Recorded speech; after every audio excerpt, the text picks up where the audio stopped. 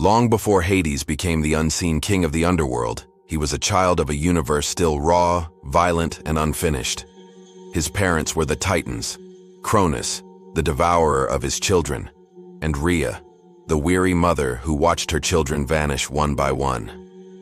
Cronus, warned by prophecy that one of his offspring would overthrow him, swallowed each child the moment they were born. One by one they disappeared into his gaping maw. Hestia, Demeter, Hera, Hades, Poseidon. Only the youngest, Zeus, escaped, hidden away on Crete by Rhea's desperate cunning. For Hades, the first experience of existence was not light or laughter, but suffocating darkness within his father's stomach pressed against his siblings, unable to breathe, unable to cry. This was the crucible that shaped him, a god who first knew captivity before freedom, silence before voice, and injustice before justice. In that endless prison, Hades waited, unaware that his fate would not be to die in darkness, but to be reborn into thunder. Zeus grew in secret, nourished by goat's milk and guarded by warriors whose clashing shields drowned out his infant cries. When he came of age, he returned not as a helpless child, but as the avenger of his siblings.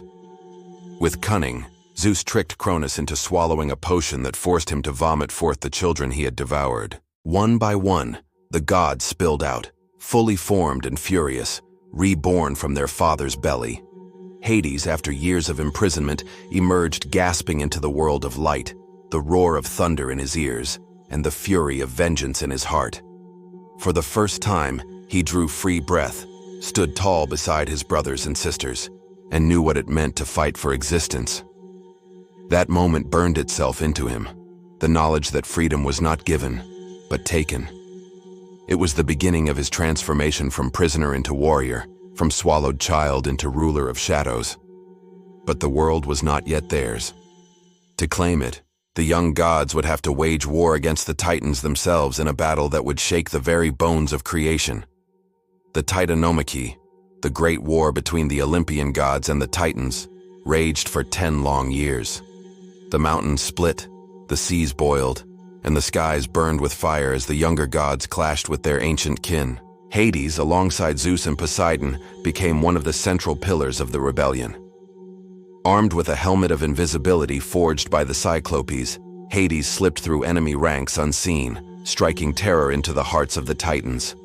While Zeus hurled thunderbolts and Poseidon shook the earth, Hades fought like a phantom, unseen but deadly, turning the tide in countless battles.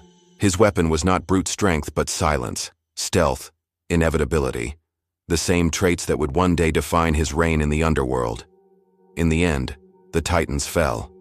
Cronus was cast into Tartarus, chained in the abyss he once ruled, while the Olympians emerged victorious.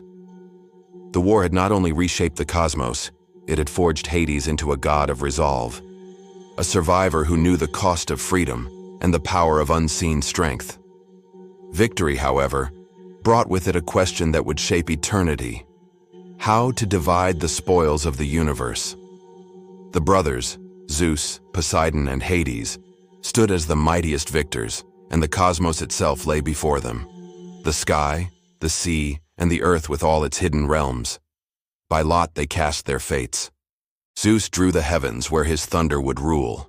Poseidon claimed the seas, where his trident would reign. And Hades received the underworld, the realm of the dead, where no light shines and no soul escapes. To some, it seemed a grim reward, a prison beneath the earth. But to Hades it was destiny. He had been swallowed, confined, and freed. He understood darkness and silence better than any other god. Where others saw punishment, he saw permanence. Where others saw despair, he saw balance. And though mortals would come to fear his dominion, Hades embraced it as the truest reflection of his nature. Unseen, unyielding, inevitable. Thus, from the womb of a devouring father and the fire of a cosmic war, Hades was born not into glory, but into necessity. His childhood in darkness, his emergence into thunder, and his inheritance of the underworld shaped him into the god he would forever remain, incorruptible, impartial, and enduring. He did not revel in storms like Zeus, nor rage like Poseidon. His realm was deeper, quieter, older. In shadows, he found his throne. In silence, he found his voice. Mortals would fear him, whisper his name, and twist his image into that of a monster. But to the Greeks who understood the cycle of life and death, Hades was no villain. He was the god forged in shadows, tempered in war, and crowned in inevitability, the true balance of the cosmos. His story, misunderstood and shrouded in fear, begins here, not with cruelty but with survival, not with malice but with thunder.